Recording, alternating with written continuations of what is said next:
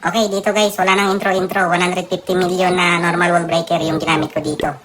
Kaya let's go, panoorin natin. Okay, dito sinama ko lang ulit si Warden kay RC para sila na yung papatay dyan sa enemy queen at saka enemy RC.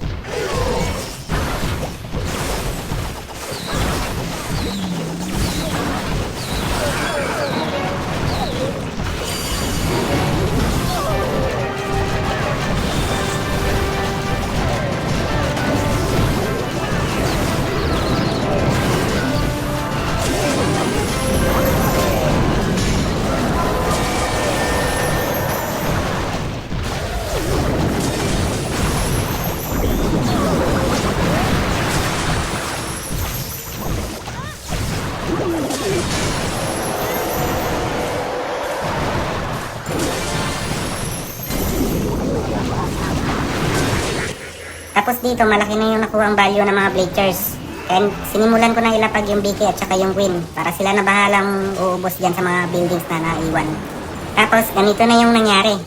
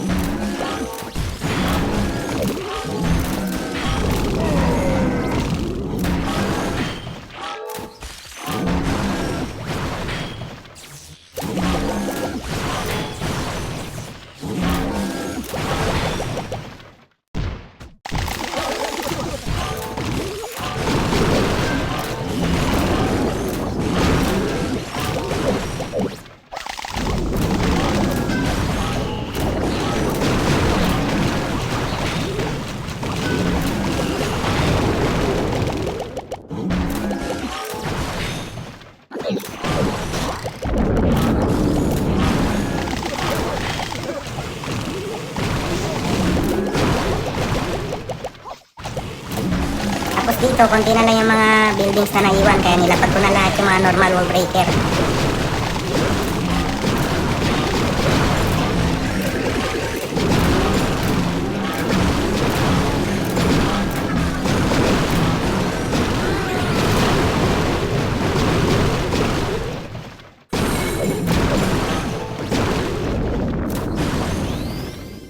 At ayun na nga guys, nakachamba ulit sa normal wall breaker lang yung gamit. Tapos dito guys, sinubukan ko i-replay yung attack ko. Kaso ganito yung nangyayari.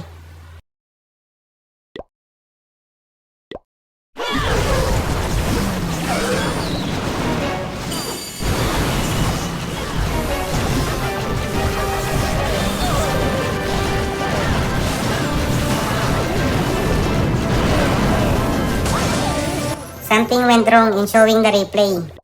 Tapos sinulit ko ulit, kaso ganun talaga yung lumalabas.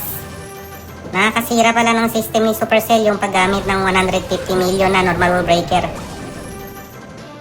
So weird.